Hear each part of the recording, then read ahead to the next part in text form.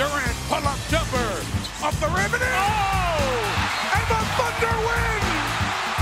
All right, come on, let's sing the Thunder song. When you hear the sound of thunder, don't you get too scared. Just grab your Thunder buddy and say these magic words. Hello and welcome back to another edition of the Thunder Buddies podcast in studio again. The Thunder close out the Spurs in 6 games last night with it ends up being a 14-point win, but it was a blowout. The first half mashed them. Second half got a little bit tested. What were they doing in that fourth quarter? What was Andre Miller doing in that fourth quarter? Balling is what Andre Miller was doing. Finishing his career nice. Everyone talking about the Tim Duncan send-off. How about the Andre Miller? Andre Miller made Tony Parker look like... Has there ever been an NBA playoff game in which two 40-year-olds were on the court together on the same team? Is Miller 40? Yeah. Jenny looked it up. Did Kareem play past 40? I bet there was. There's nobody who would have paired with Kareem that would have played on that Lakers team. To be honest, yeah, I would bet there was. Especially like in a situation like that late in a blowout. There's not been that many 40-year-olds. No, you're right. But I'm just saying NBA history. Has there been a situation in NBA history where two 40-year-olds have played that effectively? All right.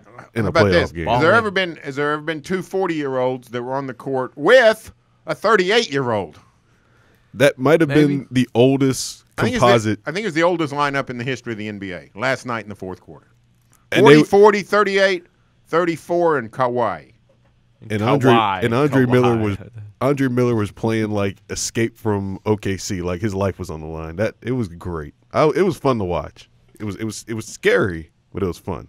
Yeah, from the Thunder perspective, it never got to single digits. I think it would have got real tense if it ever got down, like the Duncan layup and some different things. But were you guys shocked? I was shocked at the blowout nature of what we saw. Yes, definitely. Yeah, the first half dominance, ending the way that they did. And they scored 12 points in 16 minutes. The Spurs did. They had 19 points 8 minutes into the game, and they had 31 at halftime. Yeah, they just couldn't score. Really, the last 3 games? 3 games? They could not score on the Thunder outside of fast break at times, mostly off turnovers. And the Spurs really, I think they only had like 5 fast break points last night. Does this ensure the thought that we put too much into the regular season? Yes.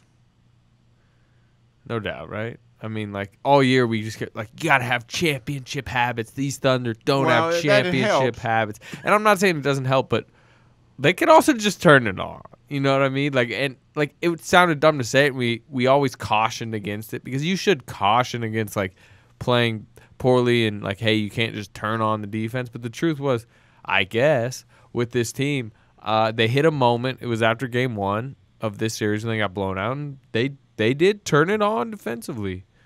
You see Russell Westbrook getting back last night, and they just swarm. This team can be, like, elite defensively. It's crazy. Against the Spurs, it's going to be interesting to see if any of the effort. My point is like what we like. You say against the Spurs, like it's not that much, but like think about the regular season when like that Timberwolves were going for 126, and they were just getting roasted by team after team that weren't anywhere near the Spurs. Like my point is like imagine if they played this level of defense semi-consistently during the season, they would have won 66 games. Yeah, theoretically, they've been in the 60s, no doubt about it. Because everybody's locked in. I mean, when you got Robertson and Ibaka and Adams all locked in with just a little bit of help from Westbrook and Durant. Well, Durant I thought was really good defensively. Westbrook Westbrook's just stay in your assignments, like run back on defense, which he did mostly last. Yeah, night. He had one of the biggest plays of the game was they cut it to. I think it was 14, maybe something like that, and Kawhi was running up the court and like about to make it 12 or 10 or whatever, and Westbrook pokes it away, sprints back after falling, pokes it away, and it springs Durant and one on the other end. So, but yeah, the defense was fantastic. I thought Robertson was good the whole series. Ibaka really muscled up. I thought he played good every night against Aldridge, but last night he seemed intent on getting a bunch of rebounds too. And, of course, Stone Cold was great. I saw a replay this morning, guys. Watched the game entirety. And there was a play in the first half. I can't remember exactly when, but Tony Parker runs a nice pick and roll with David West. And he gets David, the Thunder sort of gets caught in it, and they get what you want, which is the guy rolling is free.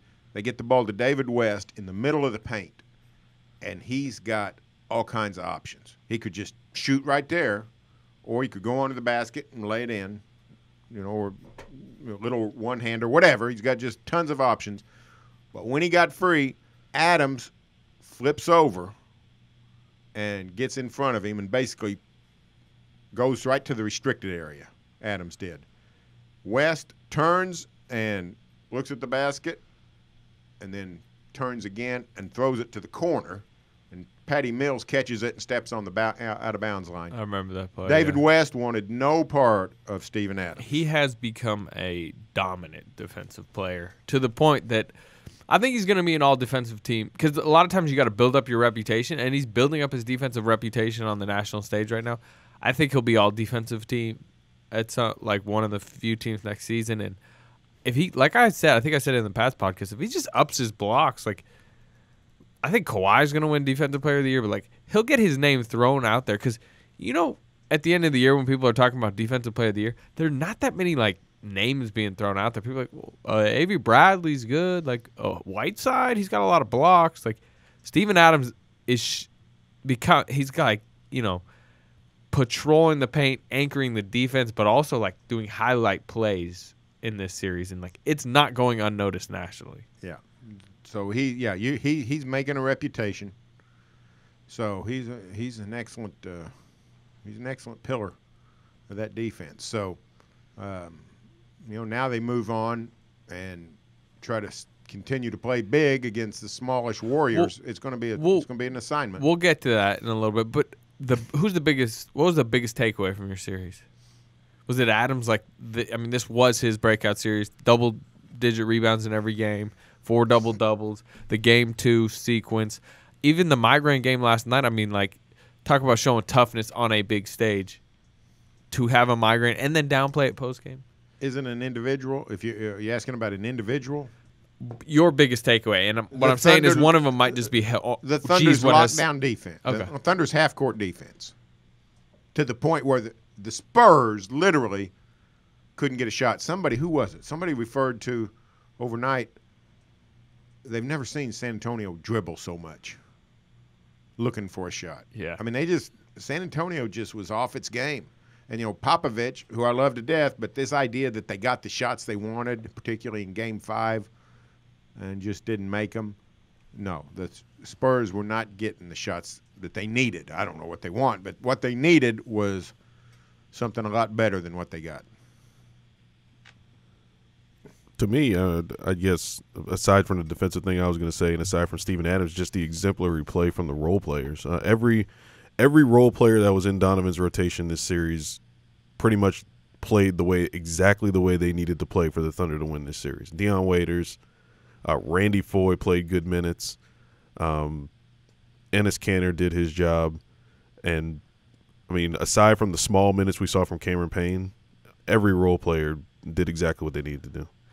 Andre Robertson, I forgot him. I'm sorry, but Andre Robertson was spectacular against Kawhi. Best game of his career last night. Game of his life, offensively and defensively. But he'd been good defensively the entire series. You know how desperately they need him against the Warriors to just randomly hit a couple of those corner threes. Make a shot, like Barry said last night. Make a 3 a game. Yeah, that'll work wonders. If he wants to make a wing 3, also for crying out loud, when he's making wing 3s, it's over. I think it was 435 from the wing this year. That's when you knew it was like, all right. Yeah, you just pack it up, San Antonio. Not your year. Yeah, but he played well last night because he was still. He had the signature play of the game, I think, with the I think steal, was it early in the third quarter? The steal of Leonard and then because that's Kawhi Leonard. Yeah. That's like the guy that does that to other people. Yeah, and he did that to him, which was knock it away, chase it down. He was great. Rip it from him, layup. And he had the steal earlier. I think it was a steal, but the steal and then the wraparound pass to Adams for the dunk. Yeah, that was pretty. You know how much Robertson was feeling himself? I've never seen him do this. Donovan, I believe it was mid-4th-ish. Donovan gets Waiters. You know, he's going back to that Waiters lineup. Waiters, who has played great. So Waiters goes to the scorer's table, and as Waiters is going to the scorer's table, the Spurs get a fast break going the other way, and Leonard goes up, and Robertson spike blocks him out of bounds. Yeah. And so he spikes it out of bounds, which, you know, that gets the whistle, which means Dion Waiters is subbing in for him. And so, you know, you get like the sub thing, and Robertson looks back, and Waiters is coming in for him, and he just blocked Leonard out of bounds. He just had this great sequence. And he's like, really? And then he's running off the court. And, you know, Robertson's never complaining about subs. He goes, really, coach? Come on, coach. And I'm like, geez, he's really feeling it tonight. He was good. Yeah. He was really good. No doubt. One of my biggest takeaways is the Thunder brought the game to the Spurs. They just forced the Spurs to get desperate. When's the last time you can remember Greg Popovich getting desperate in a series and saying, "Let's try Boban"? Oh, that didn't work. Let's go small. Like Kevin Martin. What are we supposed to do? Kevin Martin in the first half. What a brick that was by Kevin Martin first 3 years. Well, and he hits the bottom of the rim, and he goes in for a little runner, and Randy Foye sends it to the house. Randy, all 6'1", Randy Foye looked his arm just grew like. Randy Foye played well. He didn't make any shots last night. No, he made a shot. He went, I believe, on one for whatever. But he had the nice pass early in the game, a nice feed to Adams, I think. Adams for a dunk when it was still like Spurs led early. And so he played well. I mean, he made a nice recovery in this series. Yeah, which is another takeaway. I mean, I'm writing about it for tomorrow, but like if you go look at the moves in the last 14 or so, 15 months, whatever, 16 months. 2 Januaries ago, Waiters, they kind of creatively get Waiters by just sending a first-round pick with the Knicks, Cavs, 3-way. Then they get Canner a month later. They match Canner. They fire Donovan. They sign Brooks. I mean, other way around. They fire Brooks. They hire Donovan. And then, you know, even the Randy Foye deadline deal, like all of them were either risky or controversial or criticized. Like Sam Presti made a lot of moves. And if you look in this series, Foye played a big role. Waiters played a huge role. Canner changed the series with that big man lineup. You know, and Donovan kind of like orchestrated it all, which was like, I mean, to me, the biggest winner of the series is maybe Sam Presti. Guess who's not rising up to swat that Kevin Martin shot away? DJ Augustine? DJ Augustine. And I'm not saying Cameron Payne. Or Cam Payne. I'm not saying that Randy Presti picked Payne. Yeah, and I'm not saying Randy Foye could do it again, but he did it and he played pretty well this series. He's been good defensively. He's been good. No, I just all those moves that, you know, some of us even criticized them and should have been, you know, looked at with a wary eye, turned out well. Which because they all turned out well in this particular series, that now makes his most important job easier, which is pitching to Kevin Durant to stay. Well, let me say this about Sam Presti. There's been a feeling, and I'm not saying it's predominant. I'm not saying it's the majority. But there's a certain segment of fans that believe that Sam Presti's not done a good job.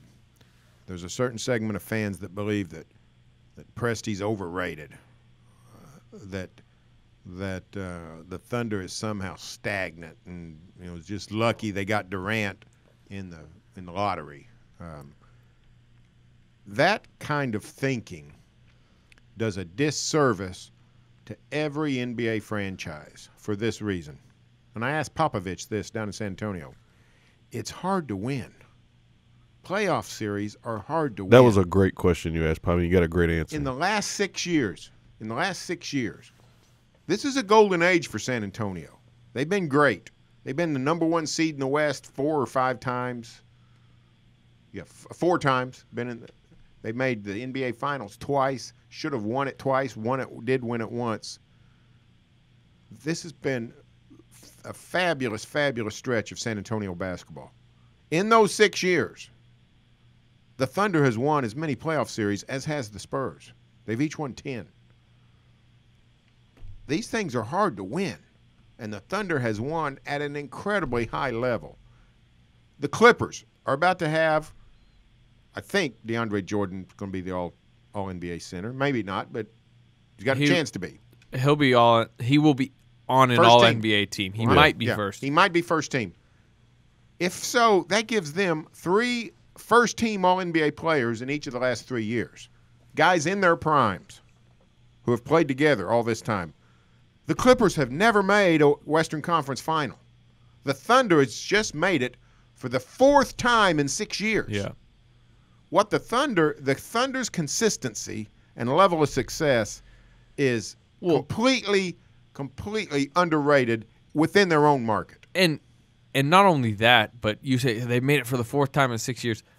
If Kevin Durant resigns and like they keep this thing together, this isn't like it's the final stand. I mean, it potentially could if Durant tries to leave, but they are like 22, 23, 24. Like their roster is they're built for sustained success. It's like sustained growth. Yeah. Like they're going to be better next year. Yeah. Like this team will be if they just bring the cast back together, they'll be a lot better next season. Especially the fact that they figured themselves out. Like.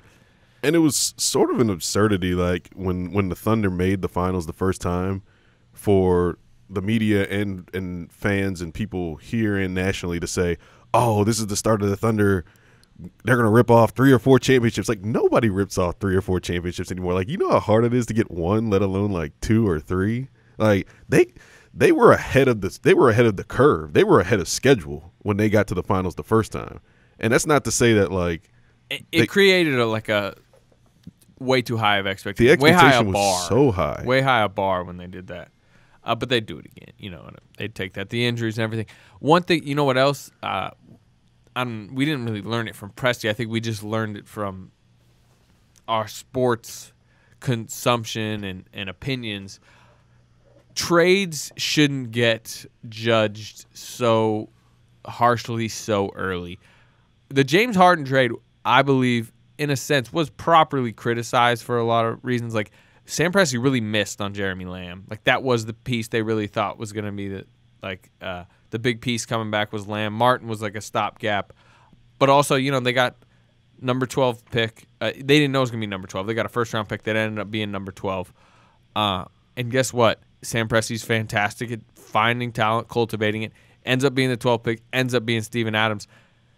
The Thunder, you know, because of the way that bounces, potentially, I don't want to say win this trade, but, like, I kind of want to say win this trade. Well, I mean, like, Steven Adams is, like, would they trade Adams for Harden straight up right now? It sounds ridiculous to ask, but. Like, from a talent standpoint, like, James Harden's a better player than Steven Adams. Like, nobody's going to debate that.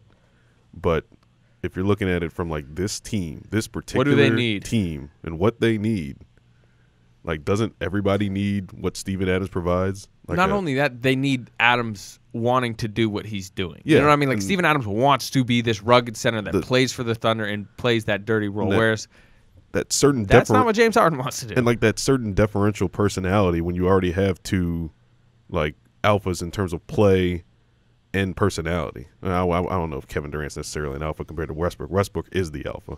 When you look back at the Harden trade, the beauty of the trade was this. When you say he missed on Lamb and hit on Adams, that's all true.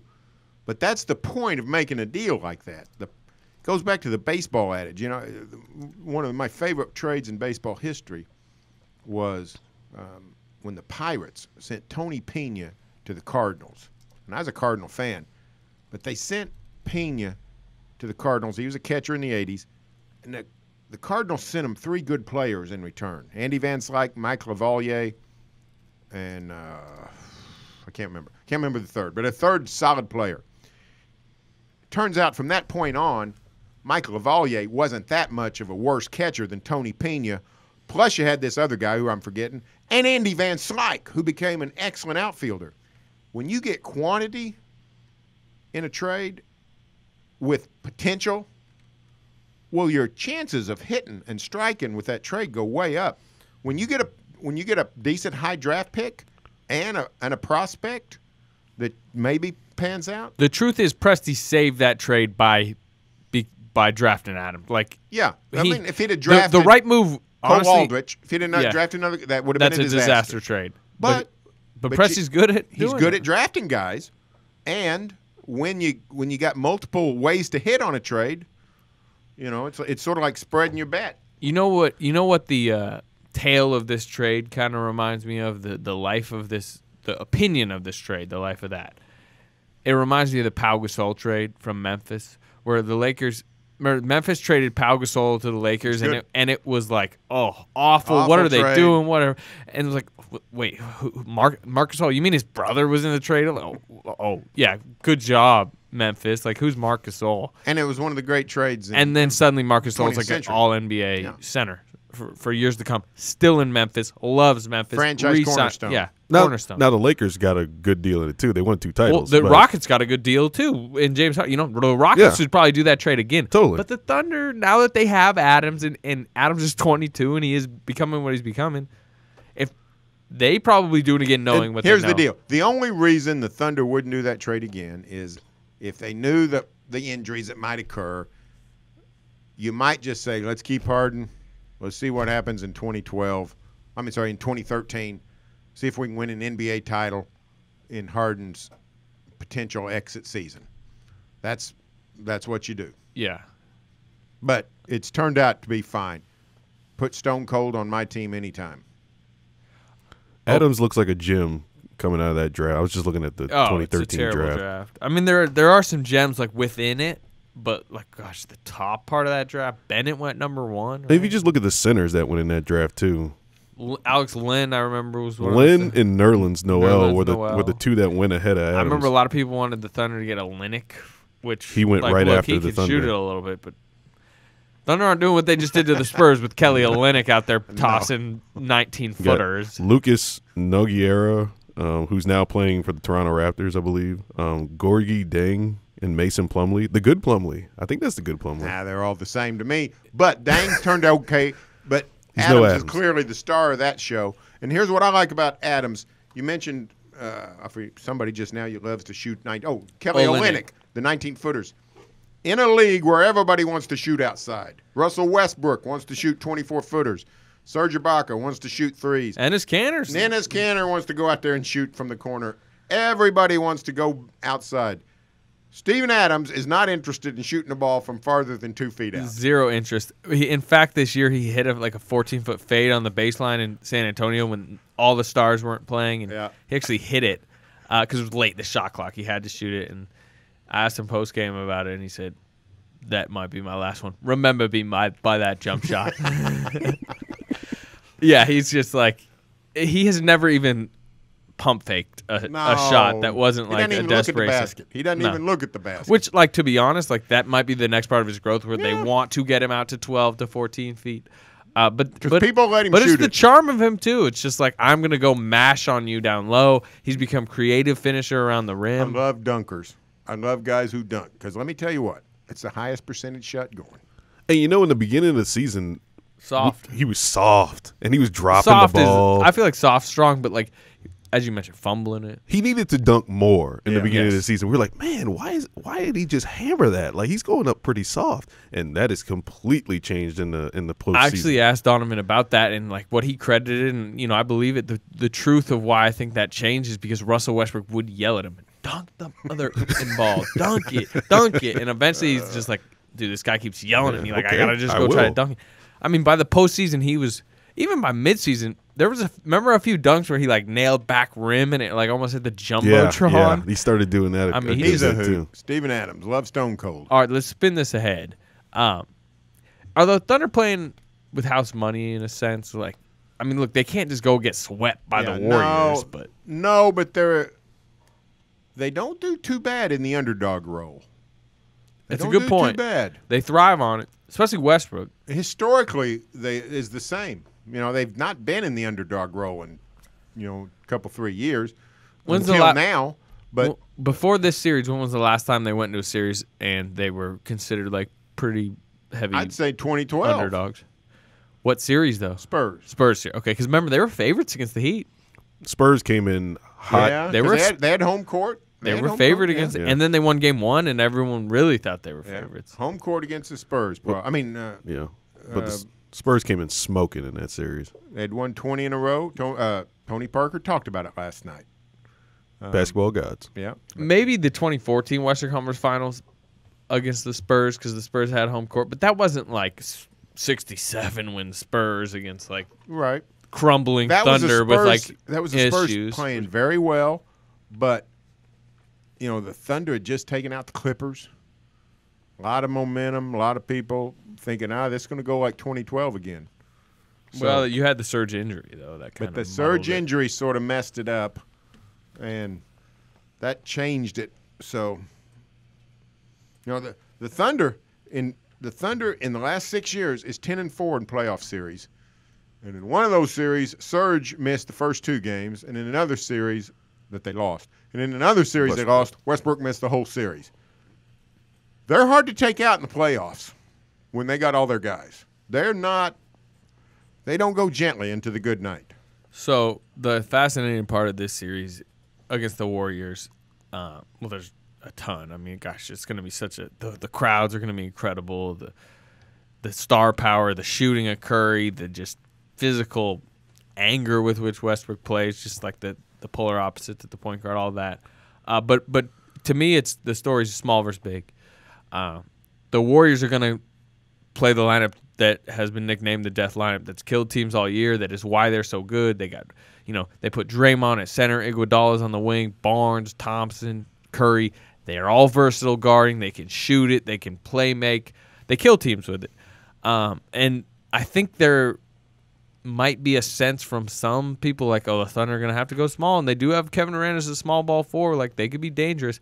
But the truth, as we've talked about all season, as continues to show itself, is that this Thunder team has to stay big. It has to try to win big. I understand how, can Canner guard this or that. Like, you can't play Kyle Singler and Anthony Morrow more minutes and take minutes away from Steven Adams and Enes Kanter and Serge Ibaka. They just can't do it. They've got to stay big. Now, I don't know that they can go supersize much. I think they're going to, and I think they should, but go ahead. What do you recommend they do when Kanter's out there? Enes, guard Andre Iguodala. Kanter on Iguodala. Yeah. Or Livingston if he's out there. These are going to be against bench lineups at times. I mean, if we're talking closing the lineup, it won't be Livingston. Remember, Billy Donovan did this. He put Enes Kanter on Sean Livingston in the first game, and it worked because the Warriors are not going to get Livingston as the screener or Livingston as like the primary ball handler if Curry's out there. Livingston's strength as an offensive player is to post up smaller guards. He's not posting up Enes Kanter. No, that's a good point. I'm not saying Kerr and the Warriors won't try to go at that, but I think the Thunder's saying if you want to try to slice and dice us with Livingston, that we'll take that. But the other reason why you don't want to go supersize is because if you got Adams and Ibaka as your 2, you can switch most of the time. Yes. You really don't. You can't switch with Kanter out there. It's true. So, I mean, Ibaka's crucial in this series. His value goes way up. He was incredibly valued guarding LaMarcus Aldridge, but his value goes even up more now. I would say that 96 minutes. Billy got closer and closer to that magic 32, 32, 32 that we were talking about. He basically did because he didn't play. He didn't play small. And he didn't play Collison. But it was skewed only by Adams playing 40. Which I wouldn't be opposed to in the next round if you're Billy. It was like 40, 32, 24 is what it sort of amounted to. But I think you'll see something similar to that. I think you'll see 40 out of Adams, 32 out of Ibaka, 24 out of Kanter. That'd be my guess for a typical minutes played. Yeah, and I would expect them more to close with Adams and Ibaka, but who knows? You would have said that last round, and it worked. I thought the Thunder's guards did such a good job of keeping guys from turning the corner in this series. After game 1, they got rid of that. Waiters and Robertson did such a good job of keeping guys in front of them. I don't know if it's going to translate to this series because the Warriors are a different animal, but if they can do that, that's going to help the big men. Where I worry about Waiters is what's Waiters great at defensively? Bodying you up. You can't get by him one-on-one, and you can't get through him because he's big. What's Waiters not fantastic at? Chasing through screens. Hey, somebody's back screening for Klay Thompson. Then Thompson's going here or there. Don't give him airspace. Getting Waiters' deficiency on defense is guarding a guy when he doesn't have the ball. Yeah, which is in a sense Russell Westbrook's too. Well, Russell Westbrook is guarding the ball too, but Russell Westbrook tends to fall asleep and let guys sneak along the baseline as well. Bruce Bowen said something interesting on ESPN this morning. Someone asked, He's kind of strange. Someone asked him, how could the Thunder go from dominating the series, basically, after what we saw in the Game 1 blowout? And Bruce Bowen's theory was this. He said, after you get beat like that, like the Thunder did in Game 1, you don't have a choice other than to listen to your coach.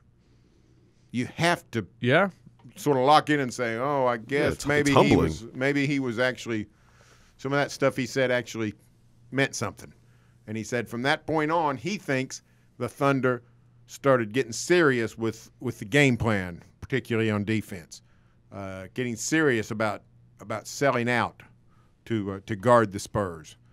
And if that's so, if that has a carryover effect, you know, the Warriors are going to score. You're not going to hold them to 90-something points 5 straight games.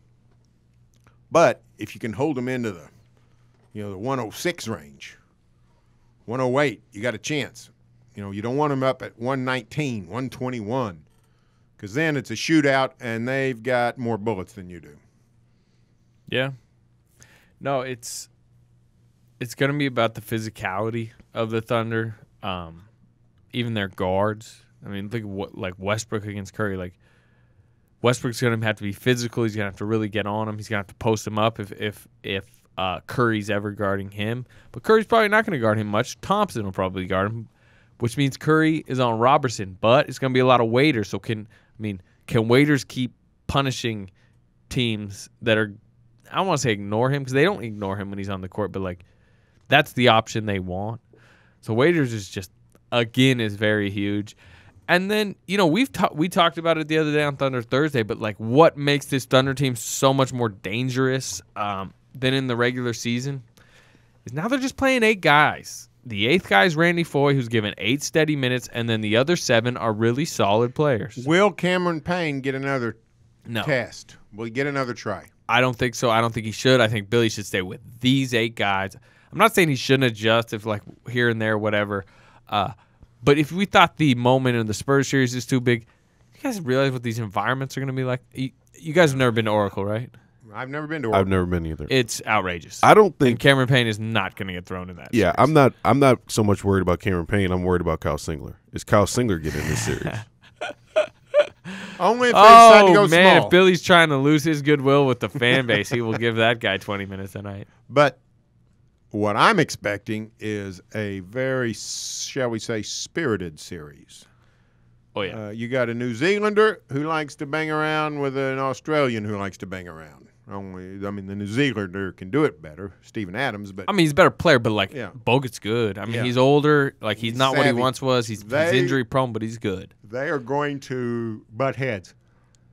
You got one of the NBA's bigger hotheads against one of the NBA's bigger hotheads, Serge Ibaka and Draymond Green. That's going to be I thought you were going to say Draymond and Russell Westbrook. Well, I'm talking about going straight up against each other. Ibaka and Green. Russell Westbrook. I think it's going to be a volatile series. We have not said Kevin Durant's name. Is that true? We have not mentioned him in the Warriors series. And he's traditionally torched them. And turnovers. It's crazy because they sort of have a guy that can sort of guard him. They have 3 guys that I don't want to say. Look, Kawhi Leonard is built to guard Kevin Durant, and Kevin Durant just scored on him a lot.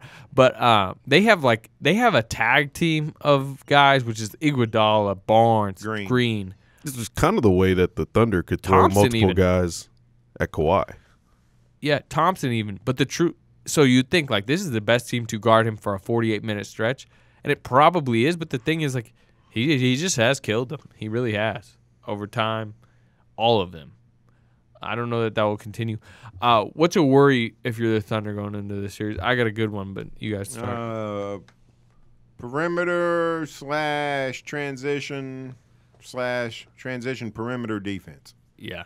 Giving up those, like, bang, bang, bang threes in Oracle. Klay Thompson. That'll lose a game. An open 3, 5 seconds after the Golden State gets the ball. Curry, same way. You could play really good defense on Golden State for 42 of the 48 minutes, and in those 6 minutes, they could score 29 points on you. So. Over under 3.5 minutes before the first Adams-Bogut double foul.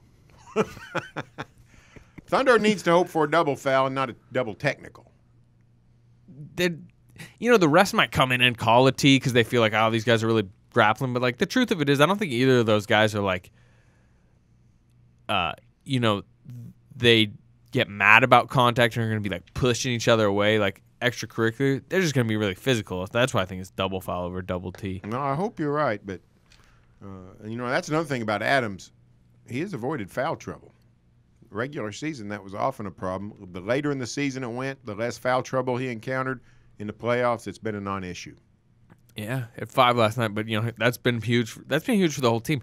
Nobody's really hitting foul trouble. I know Waiters has a little bit the past couple games, but in general they've avoided foul trouble.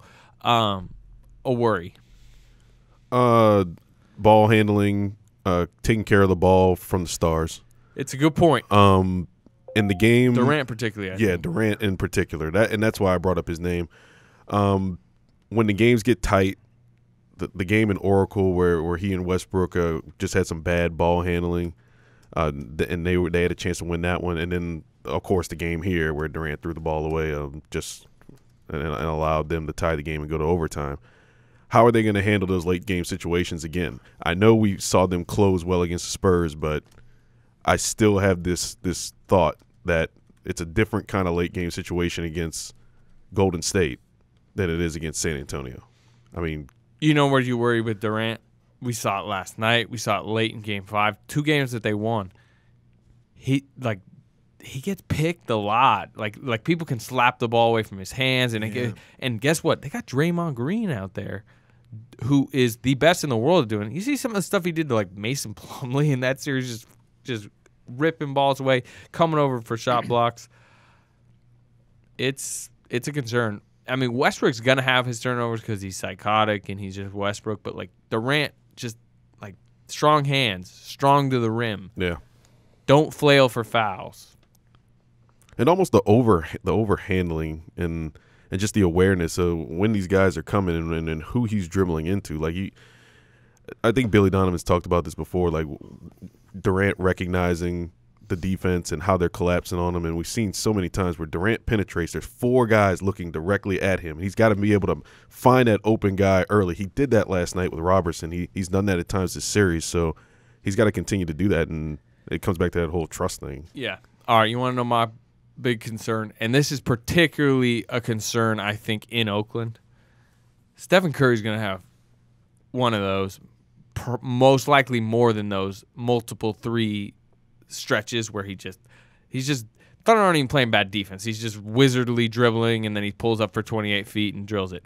And then he does it again, and the crowd is getting amped up. I'm afraid in this series Russell Westbrook will try to match those. Can't be where Curry hits one and he goes, he just like gets frustrated. Yeah. He's like, I'm doing it too. And then he comes down and he just pulls from 28 feet with 18 on the clock. I mean, we saw it a lot in that Spurs series, but just Curry's going to frustrate Russell Westbrook with his pure skill and shooting, and you just got to be afraid that if Russell Westbrook shoots anywhere near the amount of threes Steph Curry shoots in this series, it's a problem for the Thunder. You saw it in the Portland Golden State series where Steph would hit a shot and Damian Lillard would come down and try and hit a shot from equal distance. It's like, just run your offense. That's true, but it's also more understandable with Lillard. Yeah, he's a better shooter. He's a way better shooter, and he has less help. Whereas with the Thunder, like, no, dude, just run your offense. Get Kevin Durant to pick and roll. Get Steven Adams working. And Lillard, while a good penetrator, is not Russell Westbrook at the basket. That's where I think Russell's going to find some freedom. San Antonio, for all its many faults, protects the paint magnificently. They pack it in. They make it tough on penetrating point guards. Going to be a little bit more room to operate against Golden State for Russell Westbrook. Yeah. If he wants the Thunder should be able to score more. Yeah. If he wants to answer Steph Curry, answer him at the rim, not answer him beyond the arc. It's true. But that's also a concern, too, though, is like the Curry 3 and then the Westbrook, like, give me that ball. Like, he wants to get the ball right in, and then he frantically goes to the rim, and then he, like, misses one of those wild layups, falls down, and the crowd's going nuts because the Warriors got it going the other way. And then they bang a 3 on the break. He's yelling at the ref. He's slow to get back, and then suddenly Klay Thompson's wide open from the wing. 28-footer, bam. Crowd's going even more crazy. Well, as we saw in this series in the last game, Westbrook's got to have that defensive hustle back. If he misses a shot, he can't lay on the floor and complain for a call. He's got to get back and try and either get the ball back or get his defensive position. Yeah. What else sticks out to you guys? Well, I think there's worries. We talk about the Thunder's got worries. The Warriors have worries. Yeah. And I think it starts with the offensive rebound. No doubt. They weren't good all year. Because Golden State is susceptible on the boards, and the Thunder's fantastic at it. We saw a test case last night. San Antonio is not Golden State. But they've got some interesting pieces. And Popovich, in that third quarter, went small. He benched Duncan and started Ginobili. And when he substituted, he sent in Duncan for Aldridge in that quarter. And those guys scored. The Spurs had 31 points at halftime. Their small ball lineup scored 34 in the third quarter. But the Thunder scored 36, and the Thunder battered them on the boards. The Thunder missed 13 shots in the third quarter. 13 shots. The Thunder rebounded 9 of those 13 shots.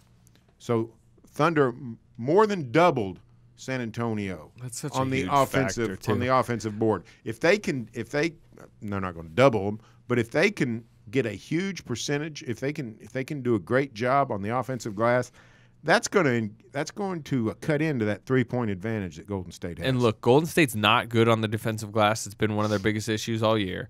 If you guys remember the game here, which the Thunder, besides Steph Curry just going like bananas, the Thunder should have won that game. I think they out-rebounded them by 30 in that game, something like that. Yeah, I think it was a huge difference. Yeah. Even go back to the game in Oakland where right before the Super Bowl where the Thunder really held strong in that game. Ennis Cantor played 20 minutes, had 14 points and 15 rebounds. 15 rebounds in 20 minutes. It just strengthens the argument that the Thunder needs to contrast the Warriors style and stay big instead of trying to fight them at their own game, which they're not going to win. Yeah, so, the Thunder have some things going for them, so we'll see. All right.